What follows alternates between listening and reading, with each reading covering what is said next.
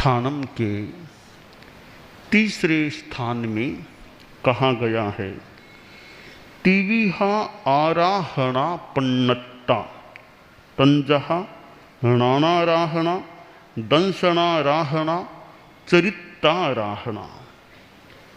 आराधना तीन प्रकार की प्रज्ञप्त है। आराधना ज्ञानाराधना, दर्शनाराधना, चारित्राराधना। चार शब्द हैं, साध्य, साधन, साधना, सिद्धि। साध्य, साधन, साधना, सिद्धि, ये चार शब्द हैं। साध्य क्या है? जिसको हम प्राप्त करना चाहते हैं, जहां पहुंचना चाहते हैं, जो हमारा लक्ष्य है, वह है साध्य। अब साध्य को पाने के लिए कोई उपाय काम में लेना होगा। वह उपाय है साधन, कि जिसके बिना वो साध्य प्राप्त हो नहीं सकता, जिसको काम में लेना ही पड़ेगा उसे पाने के लिए, वह है साधन। साधना, उस साधन का प्रयोग करना, वह हो गई साधना। चौथा शब्द है सिद्धि। जब साधना करने से साध्य प्राप्त हो जाएगा तब हो जाएगी सिद्धि। तो साध्य, साधन, साधना, सिद्धि, ये चार शब्द होते हैं। संसार के संदर्भ में देखें, एक आदमी ने साध्य बना लिया धनवान बनना। धनवान बनना किसी ने लक्ष्य बना लिया, साध्य बना लिया। उसका साधन क्या होगा? अर्थ का अर्जन करे, कमाई करे। साधना क्या होगी? कमाई के लिए प्रयत्न करना। कोई व्यापार करे, दुकान करे, कुछ भी करे, वो हो गई उसकी साधना। यह संसार के संदर्भ की बात है। और वैसा करके धनवान बन जाएगा तब हो जाएगी सिद्धि।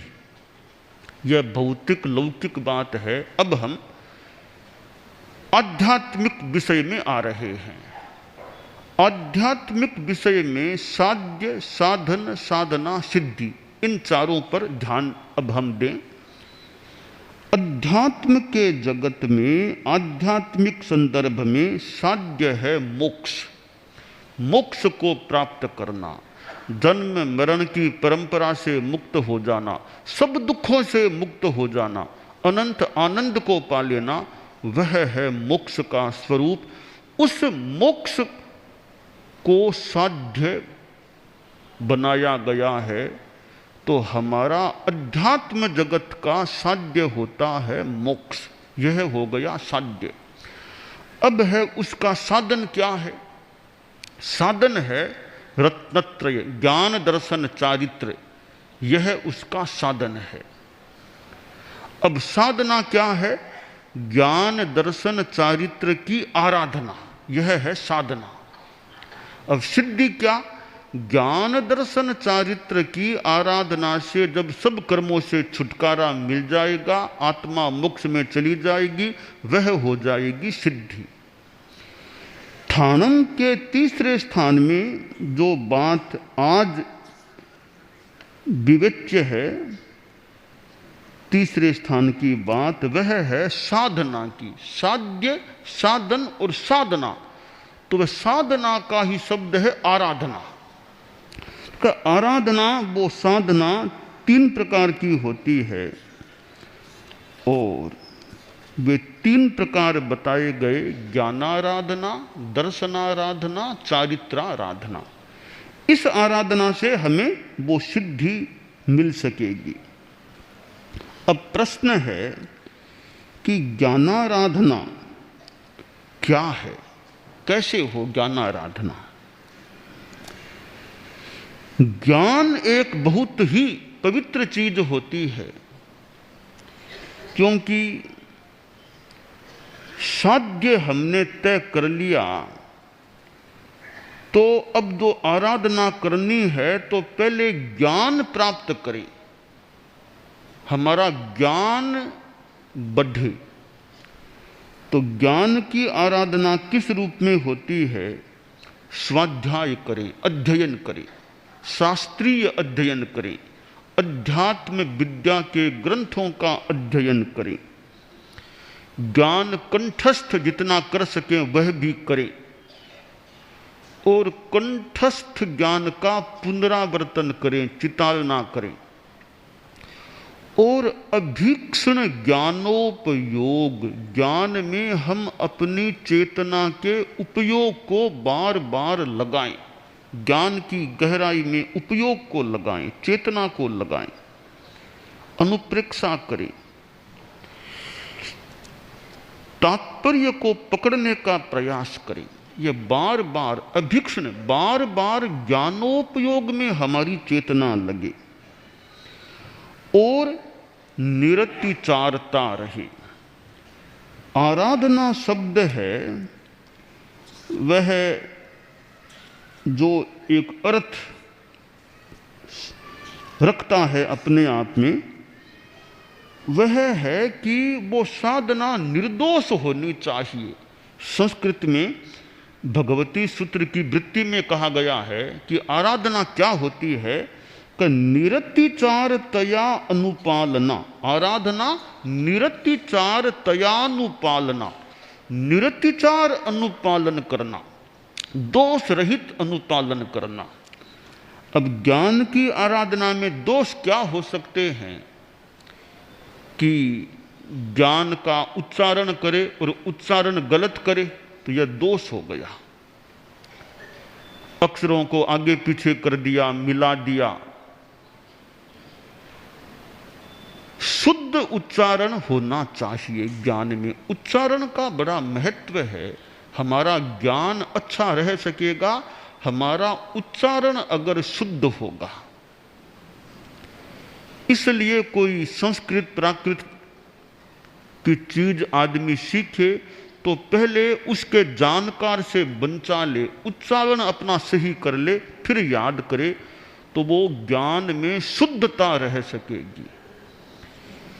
इसलिए यह जो आपको याद होगा, किसी को जंगवा इद्धम बच्चा मेलियम हीणक्षरम अच्छक्षरम पयहीणम विनयहीणम घोषहीणम जोगहीणम सुट्ठु दिन्नम दुट्ठु पृच्छ्यम अकाले कौ सज्जाओ काले न कौ सज्जाओ असज्जाइये सज्जाइयम सज्जाइये न सज्जायम। ये सब दोष हैं ज्ञान के, ज्ञान की आराधना के दोष हैं।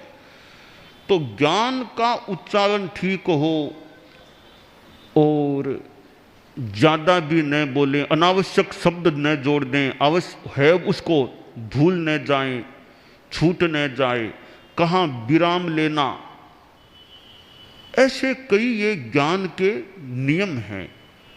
तो उन नियमों का लंघन होना वो ज्ञानातिचार, ज्ञान का अतिचार हो जाता है। शास्त्र के स्वाध्याय में अकाल में स्वाध्याय करना भी गलत है। ये स्वाध्याय के नियम होते हैं। जैसे उत्तराध्ययनानी, उत्तराध्ययन है, उसका मूल पाठ का स्वाध्याय करना है तो या तो पहले प्रहर में या चौथे प्रहर में। बीच के 2 प्रहर हैं उनमें उत्तराध्ययन को साधु न पढ़े। ऐसे और भी आगम है, आयारो है, आदि आदि। तो पहले और चौथे प्रहर में स्वाध्याय किया जा सकता है, बाकी 2 प्रहरों में नहीं करना। रात के बीच के 2 प्रहर, दिन के बीच के 2 प्रहर, इनमें स्वाध्याय नहीं करना। यूँ कालिक एक आगमों की एक श्रृंखला है, समूहबद्धता है, उत्कालिक भी हैं। तो आगमों के अपने अपने नियम हैं कब किसका स्वाध्याय करना। मूल 2 भेद हैं, कालिक उत्कालिक। तो ये अकाल में स्वाध्याय करना भी गलत है, काल में न करना भी गलत है। ऐसे ज्ञान के अतिचार हैं, उनसे बचकर के ज्ञान की आराधना करनी चाहिए, स्वाध्याय करना चाहिए। यह हो गई ज्ञान आराधना। जैसे आप लोग गृहस्थ हैं, तात्विक 25 बोल आप याद रखें, प्रतिक्रमण याद रखें, तत्व चर्चा और आगे बढ़ें तो आगमों को पढ़ें। दसवें आलियम उत्तरध्ययनानी अणुओगदारायम नंदी आयारो सुयगड़ो ठाणंग भगवती, ऐसे आगम हैं नया धम्म कहाओ।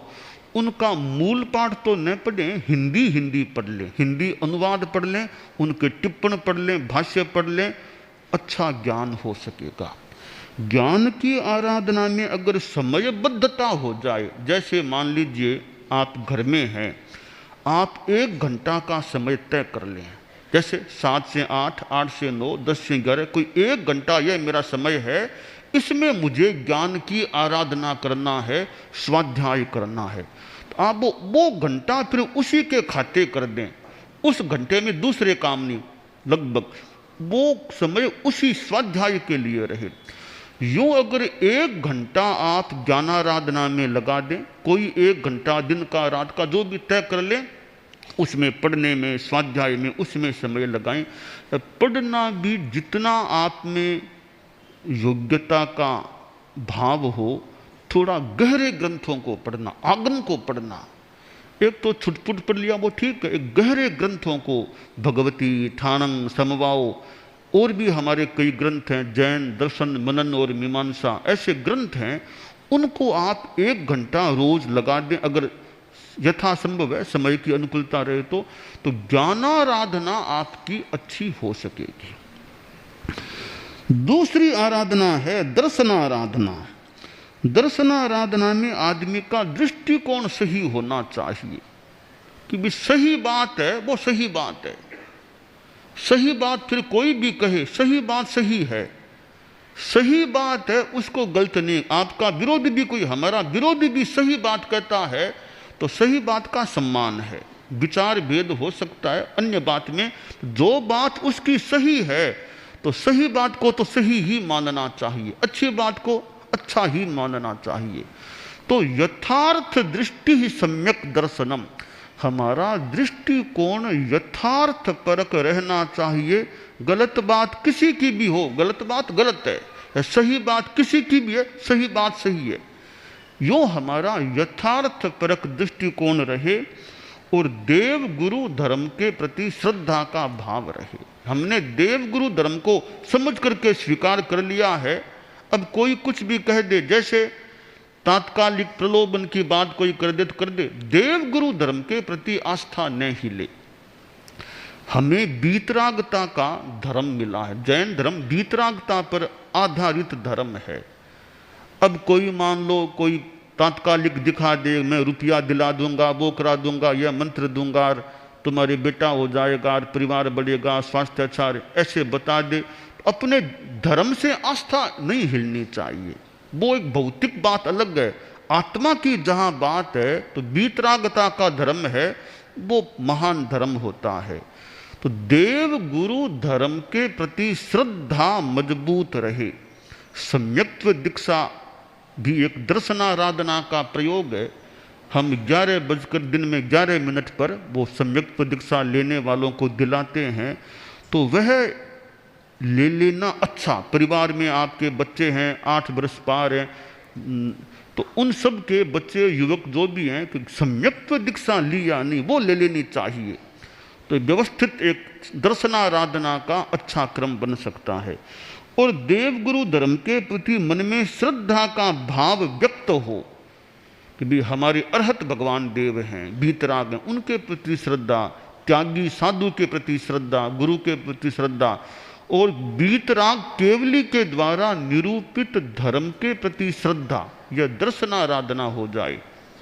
शंका कांक्षा इनमें नहीं जाना चाहिए।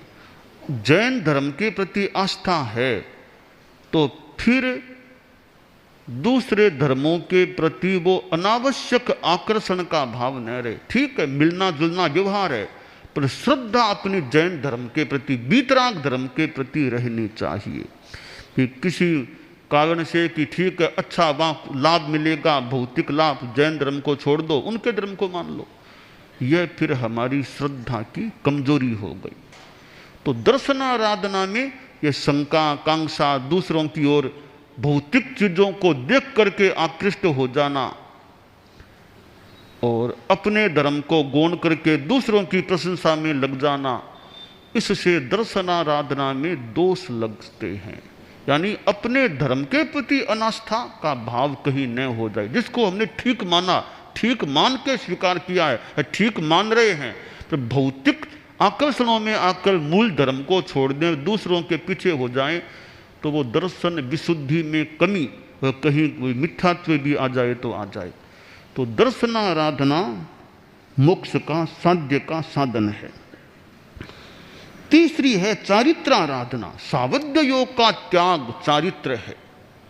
साधु के तो जीवन भर का सर्व सावध्य योग का त्याग, और गृहस्थ के भी एक सीमा तक आंशिक सावध्य योग का त्याग हो जाता है। सामायिक में एक मुहूर्त तक का सावध्य योग का त्याग होता है। तो वह चारित्र है, वो देश चारित्र है, साधु का सर्व चारित्र है, सर्वविरति है। अब चारित्र है तो तप तो अपने आप ही हो सकेगा।